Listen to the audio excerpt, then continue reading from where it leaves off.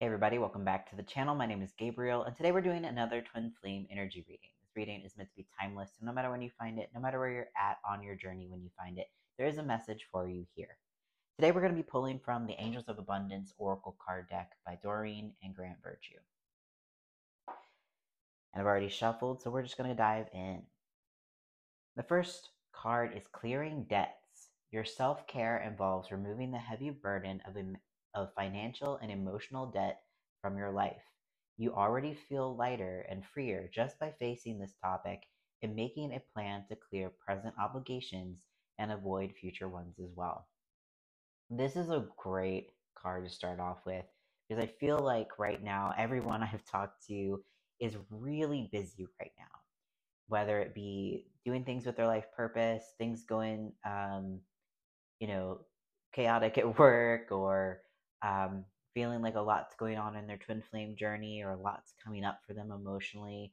This is a time to really look at where you can give to yourself more and where you can clear up those debts that are being accrued here. As you take on more in your life and in your spiritual journey and in your life purpose, it's important to give more to yourself. And it may seem a little counterintuitive. It may seem like, well, how do I give more to myself when more is being demanded of me? But you have to remember that you can't fill someone else's cup if your cup is empty. You can't help if you are dragging yourself, especially emotionally. And this is what I really feel from this card as soon as I pulled it, was just the emotional debt that you are maybe pulling from yourself to do all the things that are happening in your life right now. And I know this is going on for me personally as well. It's learning about managing your energy, valuing your time, and setting yourself structures. I've been refining my schedule and being very mindful of how I use my energy, making to-do lists, things like that, and really making the time to take care of my emotional needs. You can't put yourself on the back burner every time someone else or something else in your life starts demanding things. If God is asking you to do something and say maybe focus on something and cut into your video game time or your sleep time, God will give you the energy and the space and the recovery time to support that. But it only comes from a place of peace, not from a place of chaos. The chaos is not God demanding you to do things. It's a challenge for you to choose peace and choose to still give to yourself, even when the world around you seems like it's trying to pull you into that chaos. So this could be for those of you who may have some financial debts or burdens that you're working through, like that's something to create a plan and support yourself in paying those off. But I really feel like the emotional piece is what's coming through most prevalently in this reading for right now. So if you're resonating with this, if you're feeling that emotional debt, make sure that you fill your cup, you fill your well consistently, not just when you have downtime, but really make sure that you're giving to yourself first, and you're giving to yourself throughout the day, between the things that you have to do, between your responsibilities, so that you can keep up that momentum and continue to give. So make sure you're clearing those emotional debts too. The next card is Clean Energy Food. Yep, we're talking about energy management. We're talking about emotional well-being here. When you fuel your body with healthful organic diet, you increase your energy levels and ability to focus. This automatically leads to more efficiency, better ideas, and a higher vibration, which which attracts golden opportunities and beneficial relationships. Yeah, this is very similar to what we were just talking about with clearing these debts, um, energetic debts too. Like, you have to take care of yourself. You have to put your needs and yourself first in order to actually give your gift to the world and to heal. If you're really focused on your twin flame journey right now, this isn't separate. This isn't just like, oh, this is only for people who are working on their life purpose right now. If you're on your twin flame journey, your life purpose isn't something you can avoid. Um, but if you are, you know, primarily focused on your twin flame journey right now, you still have to take care of yourself first. You can't put all of your energy out into the world trying to grab at your twin flame. It doesn't work like that. Your twin flame is within you, your relationship is within you, and you nurture that first. You nurture your relationship with yourself first, and then your twin flame reflects that. If you're running low on energy, if you are not taking care of yourself properly, if you are not taking care of your physical needs, your emotional needs, your spiritual needs, then that will be reflected by your twin flame. They will neglect you. They will avoid you because you're avoiding these responsibilities for yourself and you're trying to get them from your twin flame in some way. So make sure you're taking care of your needs first. Fuel yourself both physically and spiritually in a way that will help you overflow with energy and be able to expand your life. The next card is attracting, not chasing. Yes. Anything or anyone you chase will run the other way because of the fears underlying chasing energy. Instead, attract what you need by sending out love, gratitude, and welcoming energy. I watched a TFAS class, a Twin Flame Ascension School class recently that was talking about um, you don't send your love out into the world. That's not actually what you do when you want your twin flame or when you want a relationship with anyone. You love yourself, you give to yourself, and from that, you overflow and you become magnetic. You become magnetic to your twin flame. You become magnetic to the opportunities and the good that God, the universe has for you. And you also, call in those things that are for you, the friendships, the situations, your life purpose. You call all that in from a place of abundance in that mindset. And you don't do that by giving everything away. You do that by overflowing. That's how you attract and become magnetic. If you are just constantly giving and sending your energy and your love out into the world and not refilling yourself, then you're going to burn out and you're gonna basically cultivate resentment because you're not properly taking care of yourself, and you need to be filled first. You are God's your first priority. God, the universe, love, if you want to call, um, however you want to call it. So God, yourself, then your twin flame, and then your life purpose, and then everything else. That is the divine order.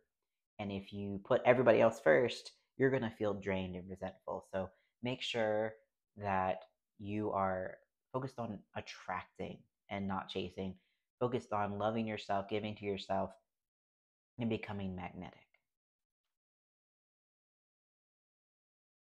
The next card is detox your friendships. Your abundance flow is being affected by people with whom you are spending time. So be discerning about your associations and relationships. Choose to be with people who are inspiring, generous, and supportive. Yeah, this is something that you really need to have boundaries, is really what I'm feeling from this is boundaries with the people that you spend time with, the conversations that you have. I know for myself, it can be sometimes um, challenging when you have maybe a situation at work where people are complaining about work or people are complaining about a situation. You, for me at least, I've experienced. Oh well, you want to, you know, I I want to say you want to kind of relate to them, and there's the temptation to kind of, all right, like I'll, yeah, of course, and just kind of agree with them or pile on top and be pulled into that complaining type energy. But when you do that, I mean, you're giving power to that lack consciousness, you're giving power to that toxicity. And really, that's an opportunity to reinforce boundaries, to say, no, I'm not going to entertain this negative energy, and put boundaries there. That doesn't mean that you have to end relationships unless that relationship ends because you're no longer engaging in the toxic behavior. If your relationship was only built on toxic behavior, then there wasn't a relationship there to begin with.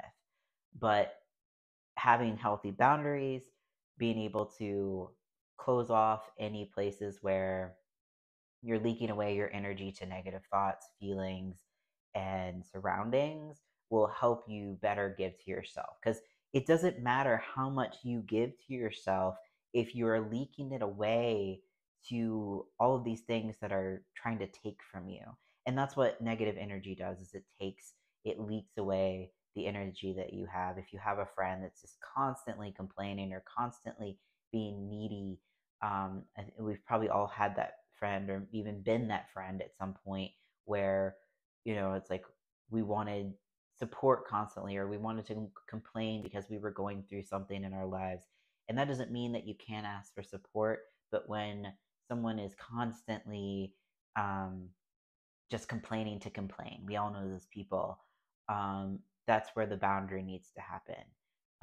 Or, and you shut that down, like, hey, I'm not going to talk about this. And if they get angry with that boundary, that means that they were getting something from you.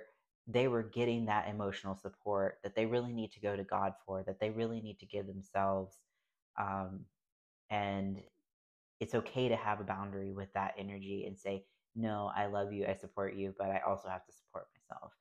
So make sure you're having healthy boundaries, not allowing the negativity to leak all this energy that you've been giving yourself in that we've been talking about in these first couple cards. And the bottom of the deck, I was just talking about this.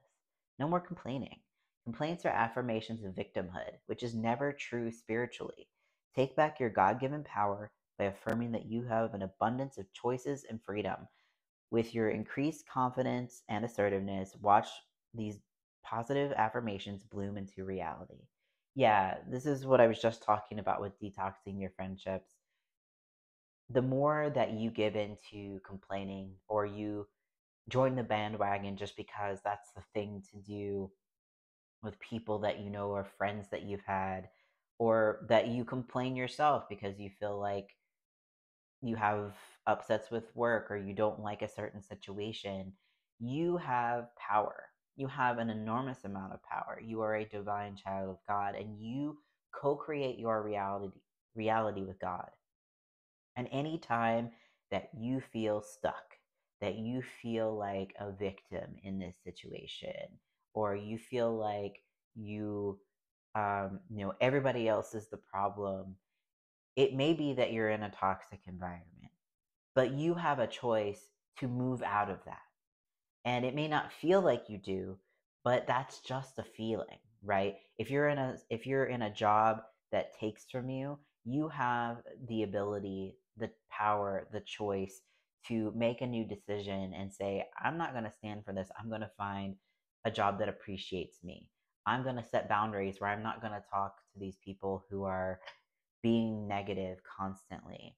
And it's really making positive choices for yourself to move yourself out of that situation. It may not happen overnight, but as you heal, you do the mirror exercise and you take those steps outside of yourself, like outside in your reality, to shift your reality, the more that you'll experience that shift, you'll experience your power and peace in your reality.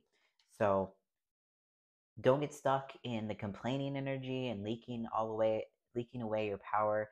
Claim all of your power back, and choose to heal and make new choices for yourself. It is that simple. We kind of overcomplicate things. We have a lot of feelings to move through. So be compassionate with yourself as you start to make changes in your life. But as you do, you will feel better. You will close up those energy leaks and feel, empowered to live the life that you actually desire with your twin flame.